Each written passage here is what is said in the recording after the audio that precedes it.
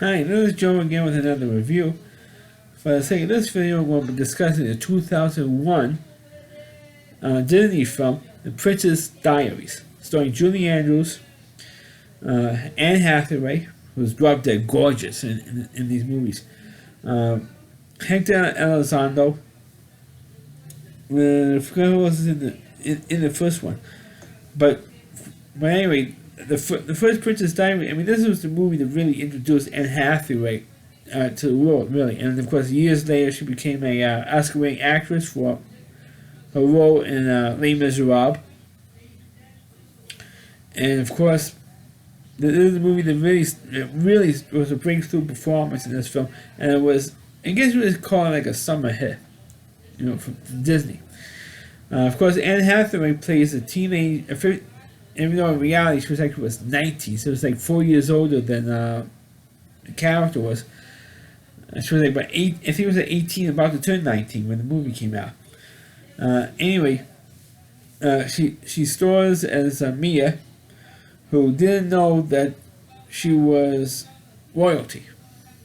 She was a typical high school, like prep school, and then her grandmother, who was a queen of this little two-by-nothing country, in Europe somewhere, who was played by Julie Andrews. I mean, she was terrific in this movie, and not in this one, but the sequel, which I mentioned in a different review. She plays the grandmother, and she tells her that since Mia was about to turn 16, she tells her that, look, you have to take or accept the crown as Princess of Navia. And just all these movies, and I'm drawing a blank on the name of the country. Well, it's a fictional country anyway, so it doesn't. And I was trying to be as accurate as possible, but it was a fictional country. And Mia, of course, didn't believe it at first that she was a princess. I said, no way. And I said, anyway, how can I be a princess? My mother's not a princess; she's a painter. Well, the difference was that her father was the prince of the country, and he married an American woman, which was Mia's mother, and he was about to renounce the throne or accept the throne just before he before he died, because he was supposed to take.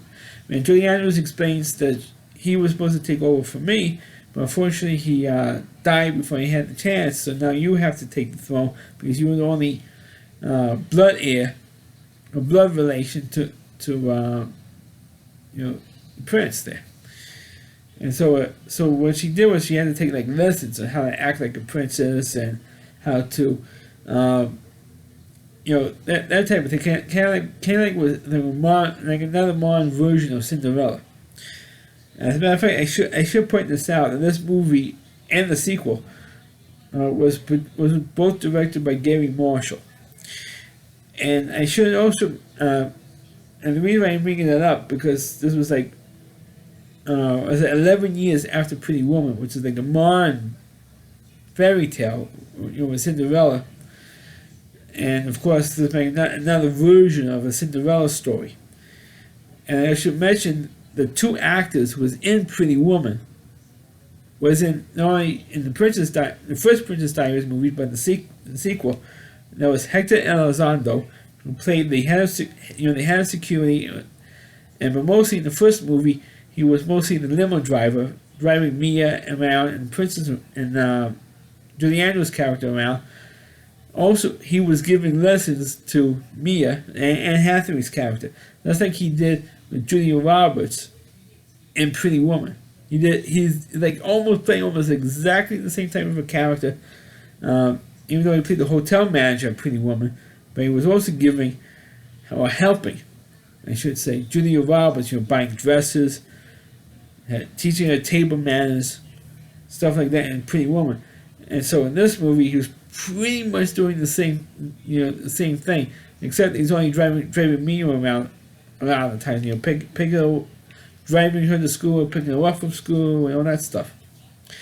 And the other actor from Pretty Woman, who's also in this movie, was the waiter in the restaurant. Now, if you don't know the scene I'm talking about, it was the scene when they're having the dinner scene, and Julia Roberts is having snails, and she's trying to break off the snails, and it slipped out of her hands, and the way just went like this, catches like, and I know my hands are lower, it goes like this, catches it, and Julia Roberts says, "Oh, slippery little suckers."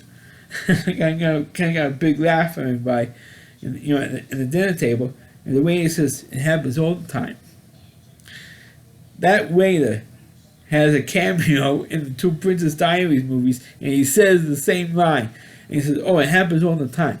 When Mia trips over the steps and almost gets messed up, trips over her shoes and dress and stuff, and the bracelet she was wearing on the necklace or something, jewelry falls off her head or something, and the guy says, "Oh, it happens all the time, man. It happens all the time, Miss Mia, Princess Mia." And he said the same line in the second film as well. So it's kind of funny that you see it, because I picked up on it because I've seen both movies, and I've seen rewatched the Princess Diaries movie. I didn't realize that the way it was in the movie until I just recently watched it to watch it for this review. But of course, in the end, originally she was supposed to. Mia had decided not to accept the crown and the title of princess, because she wanted to be like a regular, kid, and the press was hounding her, and like they hounded Princess Diana, they were hounding her, and she said, "I had enough of this crap, and I'm gonna sit the title." But meanwhile, she did accept it, and at the end of the movie.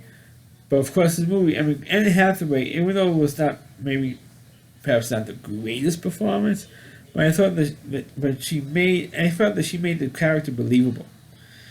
And of course, Julia Roberts played the eldest, the queen, and helping around and stuff. And so I thought she was always. I always felt that Julia Roberts was always great as in a mentor role, like she had because stereotypical roles in her career, from Mary Poppins to Sound of Music, and those are the two most other kind of roles. And so now later in life, she went back to playing those types of characters. It's a mentor role to Anne Hathaway. I always thought that Anne Hathaway was absolutely drop dead gorgeous. Anybody who says that Anne Hathaway isn't gorgeous either got to be blind or gay. She was smoking hot. She was, and she still is, even though she's, off the market because she's married.